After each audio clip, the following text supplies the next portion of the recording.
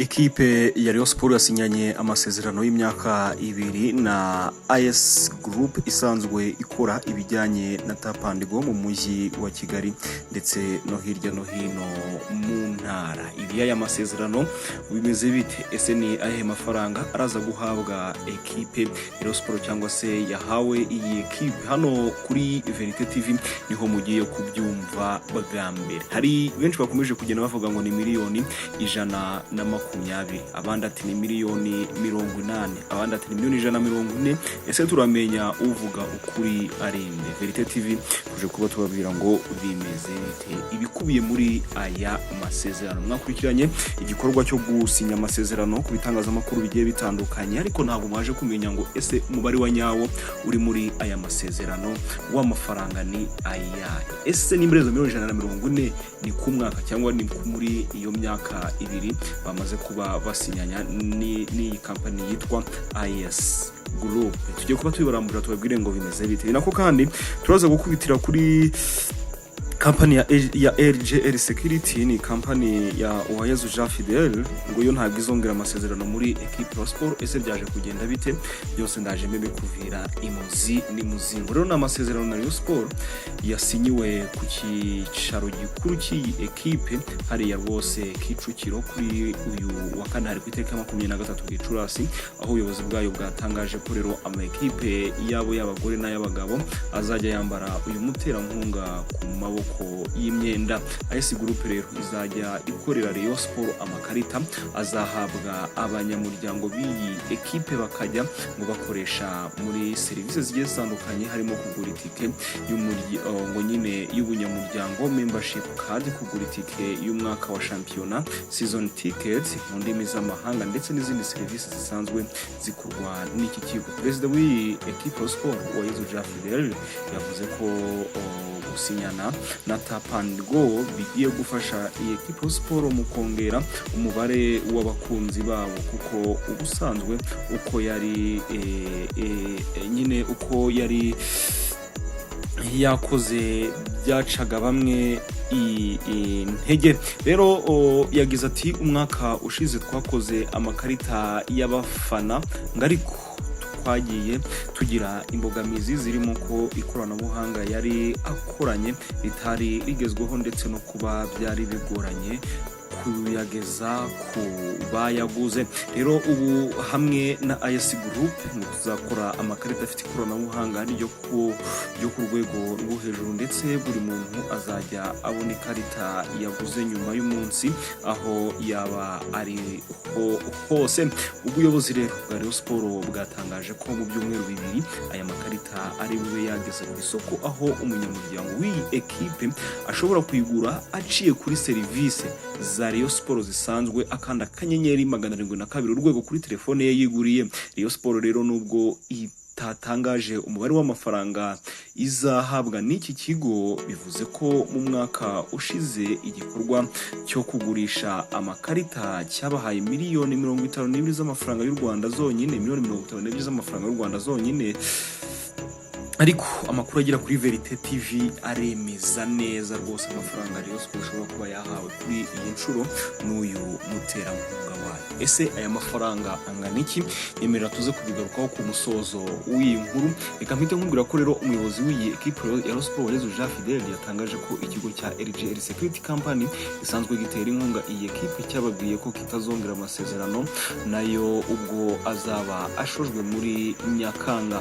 RGL Security Company rero isanzwe ari iyo Uwayezu Jean Fidel yari yasinyanye amasezerano y'umwaka na Rayon Sport tariki ya 6 Nyakanga 2023, aho biyemeje ko izajya yamamaza iki kigo binyuze mu kucyambara nyine ku kuboko, ku myambaro iyo mu rugo, iyo hanze, ndetse n'umwambaro wa gatatu bita home kit.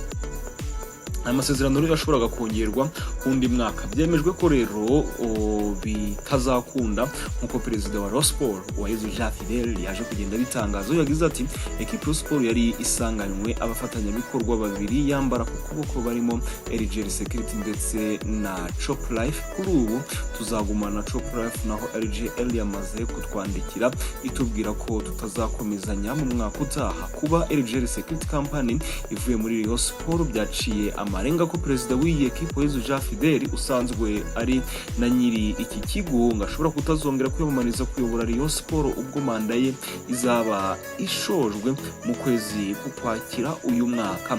Uyu muyobozi rero yakunze gutangaza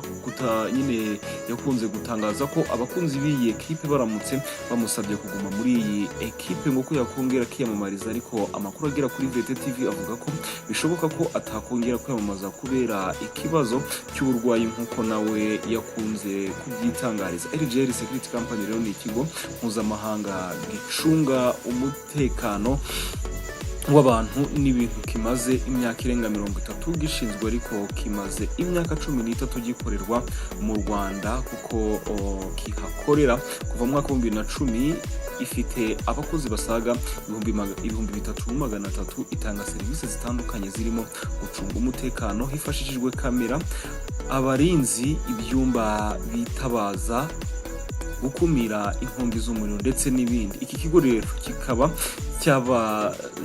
cyabisikanye na Tapango yasinyanye amasezerano n'iyi equipe Sport kuri uyu wa kane, aho iyo izambarwa n'iyi equipe ku maboko yayo y'iburyo mu myaka 2 iri imbere. So amakuru rero agera kuri VT TV aratangaza iki n'abantu mwe ku byaya masezerano ya Rayon Sports ndetse na Tapango. Equipe ya Rayon Sports yakomeje kugenda ishaka uburyo yakwishakamo ubushobozi nyuma yuko nyuma y'andi ma equipe agenda ahabwa amafaranga na government cyangwa se n'ibindi bigega runaka cyangwa se n'ibindi bigo runaka. Rayon Sports yo ikaba ibona amafaranga ikuye mu baterankunga bayo ndetse na get correction cyangwa se amafaranga yinjira aturutse mu bafana baba baje kureba imikino cyangwa se nyine baje kumupira ku mikino Rayon Sports iba yakiriye. Naho ngaho Rayon Sports ikura amafaranga honyine. Rayon Sports rero ikomeza kugenda yishakamo ubushobozi binyuze mu gushaka abaterankunga bashyashya bagomba kwinjira muri equipe nyuma y'umuterankunga mukuru ari uruganda rwa Skol. Biteganyijwe ko nyuma ya Tapango ngo turaza kubona indi company ikomeye isinya amasezerano na Rayon Sports. Tapango nta hantu yari yaravuzwe, havuze za Rwanda yahavugwa byinshi bigiye bitandukanye, ariko Tapango ije bucece. Niyo mpamvu bikuye mu masezerano ya equipe ya Rayon Sports byagizwe ibanga rikomeye cyane. Ariko VT TV twagerageje gushaka imizibiti cyangwa se ubwino buhari kuri aya masezerano, amafaranga ashobora kuba yasinywe muri aya masezerano. Bivugwa ko rero amafaranga Rayon Sports yahise ngo yahawe amasezerano y'umwaka wa mbere.